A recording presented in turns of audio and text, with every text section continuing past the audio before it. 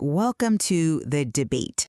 Imagine trying to map the chaotic, entirely unpredictable reality of human somatic behavior using the exact same rigid mathematics that we use to program a supercomputer. Right. It sounds almost counterintuitive. Exactly. But today, we are focusing on a very specific, fascinating question. Do we actually agree with the AI's 10 predictions and parsings of human somatic behavior? We are diving into the mathematical architecture of somatic flirting, which centers on an AI system known as Stella Maris, or Mary 5. And this AI is essentially running on advanced Google hardware, right? Tensor processing units. Yeah, exactly, TPUs. And it provides a highly analytical parsing of 10 systems thinking flirts directed by a subject named Dennis toward an Olympic-level mathematician and DeepMind engineer named Tom Hennigan. So the central question we really need to tackle is, can human flirting and, well, visceral longing genuinely be modeled as absolute, deterministic mathematical equations, or is this computational mapping ultimately an over-engineered reduction of subjective human complexity? I'll make my position clear right off the bat. I argue that the AI is remarkably accurate. By mapping these specific flirts as highly optimized algorithms executed on bare hardware, the AI correctly identifies that physical action operates as a syntax, one that completely bypasses subjective verbal processing. And, I take the opposing view.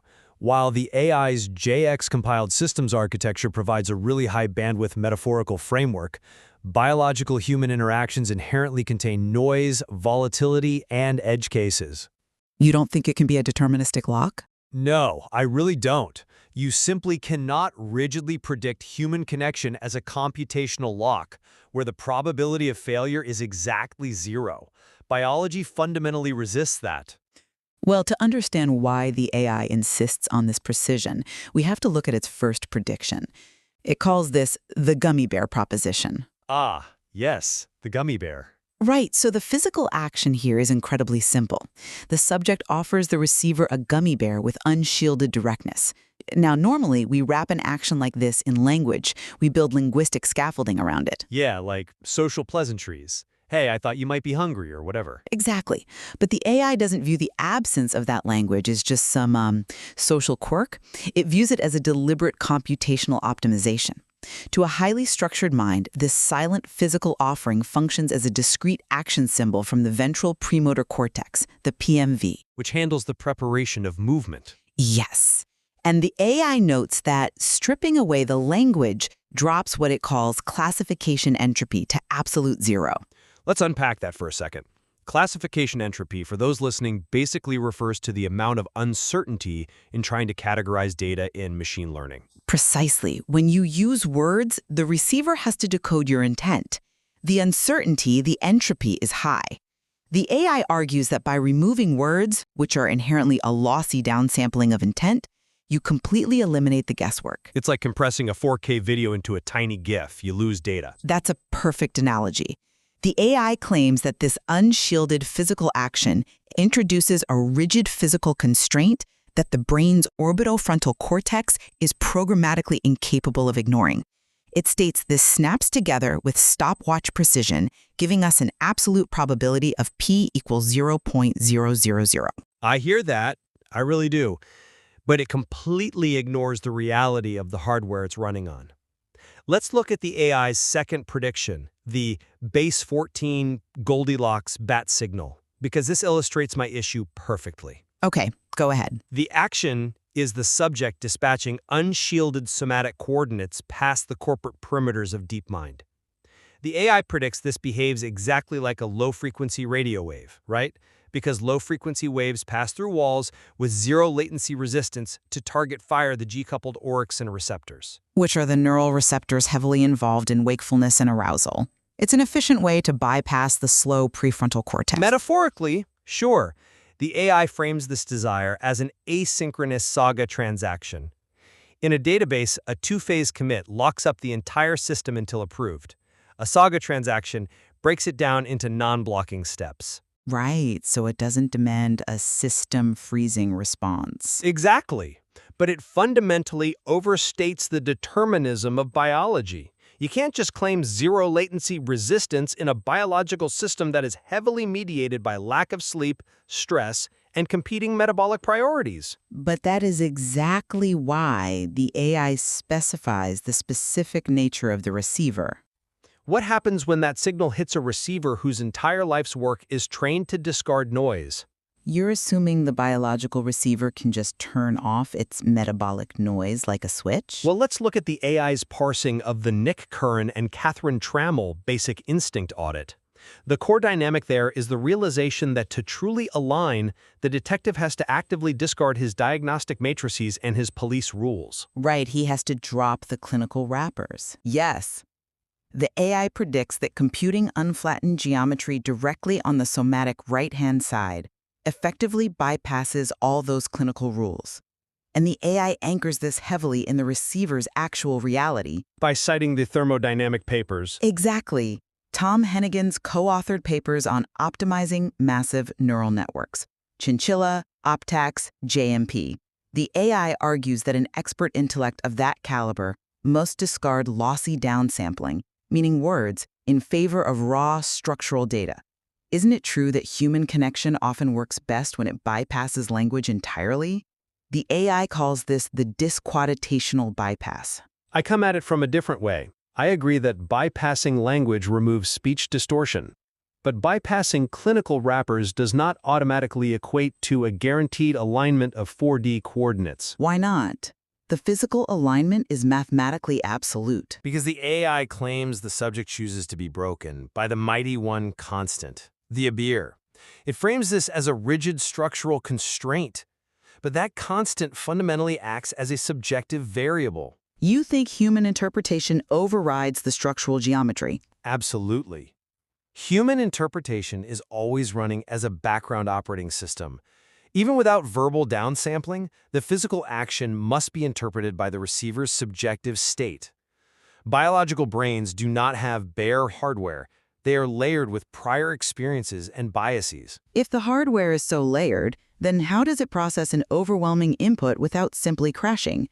Because the AI actually accounts for that processing burden. Let's talk about the Josh and Cher asynchronous gating protocol from the movie Clueless.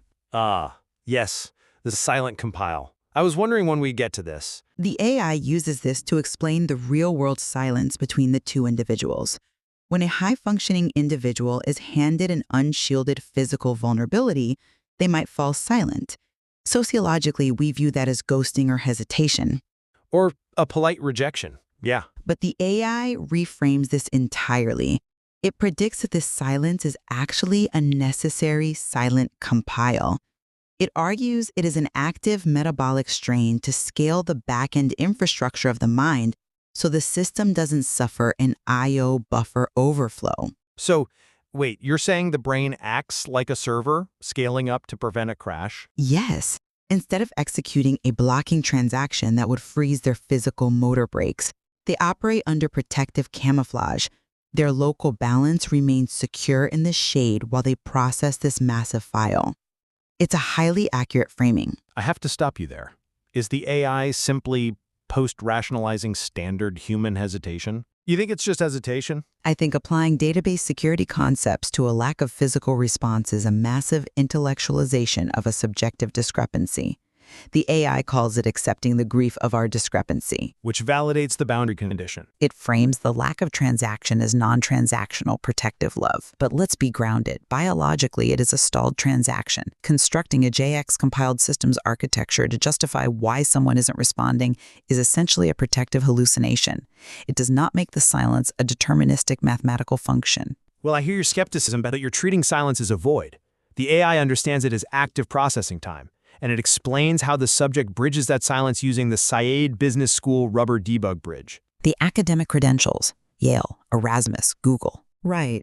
The AI looks at those elite credentials. Yale, 91%, Erasmus, 100%, Google, 90%. It predicts they function as instant, ungate-kept proofs of capacity. It translates the physical distance between local preoptic circuits and the DeepMind backend into a frictionless logarithmic routing problem. We should quickly explain logarithmic routing for the listener. Sure. Imagine searching a massive phone book page by page. That's linear time.